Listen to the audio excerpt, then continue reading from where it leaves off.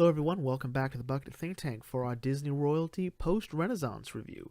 So, looking at these three films Atlantis, The Lost Empire, Lilo and Stitch, Treasure Planet it's very interesting how these seem like these aren't the films that were created by the same people that made the Disney Renaissance so great. The big and loud, the amazing Broadway like experience is sort of gone. But it's not really important, I think, in that same aspect, but it did set a precedent. I often like to think that The Lion King set a huge precedent for exactly what we should be expecting from films. And after The Lion King, that scale was never matched again, at least from what I've seen come from The Lion King onward. And at the same time, we were also seeing the appearance of DreamWorks coming in with Shrek. There was really no way I think a lot of these films were ever going to get the same sort of attention that they would deserve. I mean, at least from my perspective. But let's just focus on these three films and what they really are trying to do from a Disney royalty perspective. So we've sort of gotten away from the royalty aspect. There's no actual prince or princess here. There's no even real semblance of royalty, with the exception of, out of these three movies, Kida. And she's just sort of someone we happen to meet. Like, her role as a princess, while plays a slight role in this story, isn't something monumentally unique. Like, no one's trying to marry the princess. The princess doesn't need to get married. I'm sure that if Kida wanted to in her 1,000+ years, she'd have done that.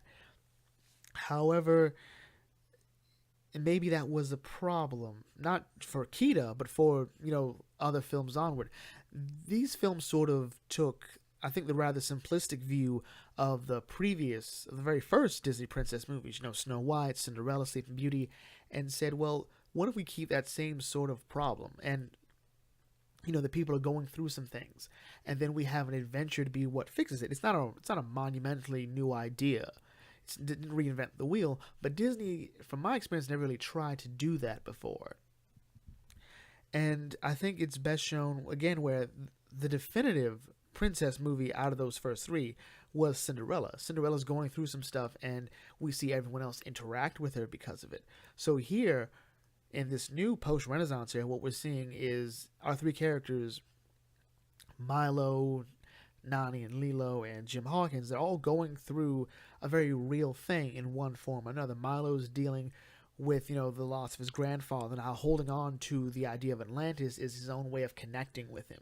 We see Nani and Lilo try to deal with the loss of their parents, and, how getting a pet helps them sort of get back on their feet. It helps Lilo focus. It helps Nani sort of relax a bit more. She adjusts to having a new pet, which may or may not be human terrestrial. And we see Jim Hawkins deal with, coming to terms with his lack of a father figure as he helps him sort of realize his own self-worth. As we said before, I think Jim blames himself for his dad leaving, or at the very least he couldn't get him to stay, which is why he's always so much of a downer and so angry at the world, because he's mad at himself.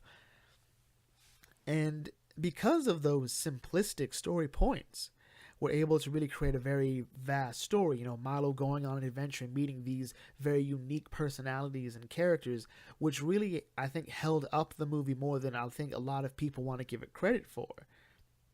We see Nani and Lilo, they get closer. They do. And they were always close, but the addition of Stitch, I think, really did help them sort of communicate better. It did allow them to spend more time, because Lilo has someone else to spend time with. So she has someone who she's able to help be quote-unquote normal, which I think is what Lilo needed. Like, Lilo doesn't change, neither does Nani, but what they needed was just sort of someone to help them get through the day. And that's sort of what a pet does. With Jim, it is that mentor, that father figure that, Dr. Doppler couldn't be, because Doppler doesn't know how to deal with this particular person, and no one else really has time to do it. His mom is the only person who works at the end that isn't Jim, so she doesn't have time to deal with him. She doesn't have time to just sort of take time off to say, Jim, what's wrong? And Jim's putting up all these barriers because he doesn't want to look weak. Doesn't look like there's anything that he can't handle, so to speak. He wants to put up a brave front that he doesn't care, when in reality he does care, which is why it was so important to him that he would go, he flat out, look, I know I've messed up. I know I've caused a lot of problems, but this is my chance to make it right. That's him. And then again, with with the loss slash death of Mr. Arrow, that vulnerable moment when he thought that I thought I could do something right and I couldn't even do that. So what's the point? And then he opens himself up again, and that's why it's such a big deal at the end of the movie. At the end, when he finds out that Silver betrayed them, while he just sort of acts out and pretty much declares war on Silver. It's really, really great stuff. All of these are really great because of how the personal relationships and how the personal dynamics and the personal issues help shape the story. There's not a lot of phantasmic stuff going on here.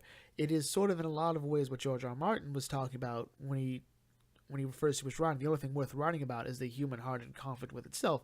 And this isn't anywhere near, I think, on that level. I mean, when George writes the human heart in conflict with itself, he really does write the human heart in conflict with itself.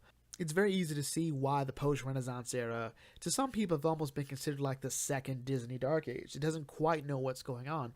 And at the same time, again, Shrek was out around this period, and it totally changed how, animated works were going. The age of computer animation had totally taken Disney not entirely by surprise, but it forced a definite change in the direction. So I think we would sum up the post-Renaissance era as an experimental phase that was, I think, cut short by the appearance of these other super strong movies. And Disney didn't quite know what to do, at least from my limited knowledge / perspective. So what is the best of the Disney royalty? Who is, for this phase, for this post-Renaissance era, who really personifies the Disney royalty? Well, for our prince, I think it has to be Jim Hawkins. He's primarily because of the fact that Treasure Planet doesn't have a lot of super strong characters to take away from him. We spent a lot of time focusing on this really strong aspect of his character. And I think for Princess, I think we'd obviously pick Kida, but Atlantis sort of has an almost similar problem with Treasure Planet, that it's so straightforward. There's not a lot of padding into it to really help give it to breathe. And this is a problem because it introduced all these other really strong characters that Kida didn't get to play off of. Kida's very focused on the plot, which is fine, but the breathing room, I think, would have helped her a bit more. So I'd have to give it to Nani. And Nani actually does less than Kida, but there's a lot more to go off of with who Nani plays off of throughout the entire film. And again, that really sort of personal story, I think, really does help. So I'd have to give it to those two, Jim Hawkins and Nani. So with that in mind, we'll bring this video to a close here. If you're new to the Bucket Thing, feel free to like, comment, share, subscribe. If you've seen any of these movies, whether it's just from this phase or any of the other ones from the Disney Royalty series, the Disney Renaissance, the Disney Golden Era, leave your thoughts on who you thought was the best prince or princess. Feel free to check out some other videos on this channel, and I will catch you all later. This is the Bucket Think Tank signing off. May your fandom serve you well.